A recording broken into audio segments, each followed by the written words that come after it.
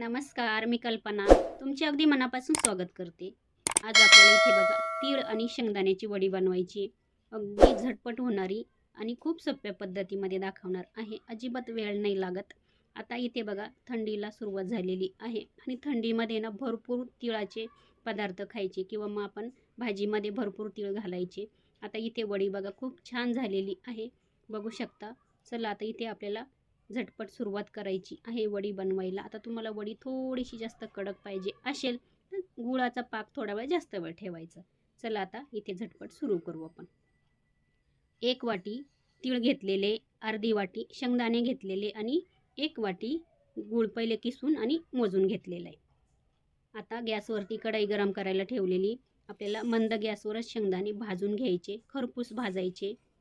हे बघा आता इथे तुम्ही प्रमाण याच्यापेक्षा डबल घेऊ शकता, पण मग हेच प्रमाण ठेवा। आता हे बघा शेंगदाणे भाजून झालेले काढून घेऊ। आता इथे 1 वाटी तीळ घेतलेले, आता ते पण आपल्याला मंद गॅसवर भाजायचे पूर्ण त्याचा आवाज येईपर्यंत, आणि फुलतात पण तीळ नंतर। हे बघा छान झालेले आहे। आता आपल्याला इथे काढून घ्यायचे आणि शेंगदाण्याचं साल काढून घेतलेलं आहे मी। आता इथे आपल्याला आता मिक्सरमध्ये थोडंसं फिरवून घ्यायचं आहे, दोन्ही पण, जास्त पण बारीक नाही करायचं। हे बघा छान फुललेले, या पद्धतीने इथे मी थोडंसं रवाळ असं मिक्सरला फिरवून घेतलेलं आहे। चला आता इथे मी शेंगदाणे पण फिरवून घेते, ताटामध्ये आपल्याला ओतून घ्यायचं आहे। आता हे बघा मिक्स करून घ्यायचं आहे ते। आता इथे मी कढई परत ठेवलेली गॅसवरती, 1च चमचा तूप घातलेलं आहे। आता याच्यामध्ये गूळ घालून घेतलेला आहे। आता इथे बघा 1 वाटी तीळ घेतले, अर्धी वाटी शेंगदाणे घेतले आणि पहिले गूळ किसून घेतला, थोडासा बारीक करून घेतला सुरीने, आणि तो 1 वाटी मोजून घेतला। भरपूर गोड होतो इथे बघा। आता तुम्ही याच्यात गूळ कमी जास्त करू शकता। गूळ पूर्ण वितळलेला आहे। आता आपल्याला याच्यामध्ये अगदी पोहे खायचा 2च चमचे पाणी घालायचं आहे। हे बघा आता छान, हे बघा त्याला बबल्स आलेले आहे आणि मंद गॅसवरच आपल्याला होऊ द्यायचे। इथे पाक हे बघा ह्या पद्धतीचा बनवलेला आहे। आता आपल्याला इथे एक ताटाला थोडंसं तूप लावून घ्यायचं। हे बघा तूप लावून घेते मी ताटाला, मी ताटावरतीच ही वडी करणार आहे। आता इथे बघा आपण जे शेंगदाणे आणि तीळ बारीक केलेले होते ते याच्यामध्ये घातलेले, गॅस अजून चालूच आहे। आपल्याला मिक्स करून घ्यायचं आहे, बघू शकता छान असं मिक्स झालेलं आहे। आता आपण इथे बघा मिक्स झाल्यानंतर आहे ना गॅस बंद करू।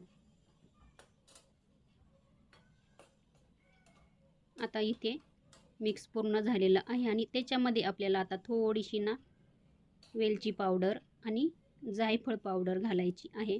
आणि आता गॅस मी पहिलेच बंद केलेलं आहे। हे बघा दोन्ही पण मी याच्यामध्ये घेतलेलं आहे, ते घालून घेतलेलं आहे आणि मिक्स करून घ्यायचं आहे। आता आपल्याला इथे काय करायचं आहे, मिक्स झालेलं आहे पूर्ण। आता हे आपल्याला ताटामध्ये ओतून घ्यायचं आहे। ज्या ताटाला आपण इथे तूप लावलेलं आहे त्याच्यावरती आपण आता हे ओतून घेऊ। हे बघा आता इथे मी या पद्धतीने थोडंसं असं प्रेस करून घेते। आता तुम्हाला वडी किती पातळ जाडी हवी त्यानुसार तुम्ही इथं हे असं पसरवून घ्यायचं आहे। आता इथे बघा मी असं चौकोनीचा आकार घेते, म्हणजे आपल्याला वडी कापायला सोपं जाईल। इथे बघा ह्या पद्धतीने मी असं बनवून घेतलेलं आहे। आता त्याच्यावरती ना आपल्याला अजून थोडेसे असे पांढरे तीळ घालायचे, म्हणजे दिसायला पण छान दिसतं ते वडी कापल्यानंतर। आणि तीळ घातल्यानंतर आहे ना ते गरमच आहे अजून, आणि वरून असं चमच्याने परत थोडंसं दाबून द्यायचं आहे, म्हणजे तीळ आहे ना खाली पडणार नाही। हे बघा थंड झालं ना त्यालाच ते चिपकून जातील।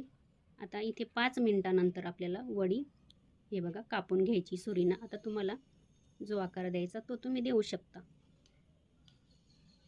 आणि पूर्ण थंड झाल्यानंतर खूप छान वडी होती, तुम्ही नक्की करून बघा, अगदी झटपट होते। हे बघा या शेपमध्ये मी आकार घेतलेला आहे। एकदम थंड झाल्यावर नाही कापायची। चला तयार झालेली इथे बघा थंड झालेली आहे आता भरपूर अशी। बघू शकता इथे आपली वडी झालेली आहे. तुम्ही पण करून बघा.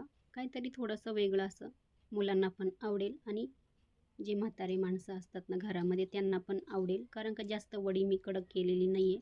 हे बघा आणि हिवाळ्यामध्ये भरपूर असा गूळ पण खाल्ला गेला पाहिजे आणि तीळ पण खाल्ले गेले पाहिजे. चला, या पद्धतीने मी वडी बनवलेली आहे. कशी वाटली नक्की सांगा. आवडली असेल तर लाईक सबस्क्राईब नक्की करा.